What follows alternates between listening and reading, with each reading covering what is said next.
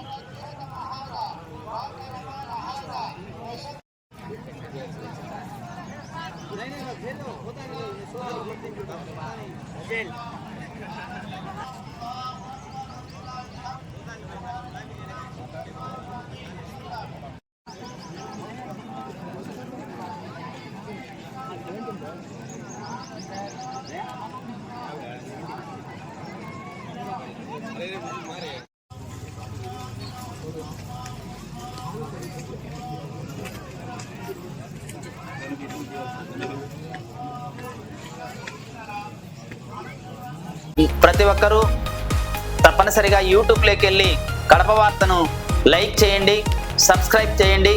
ఇట్లు మీ G Ramanaiah, editor, Kadapa వార్త.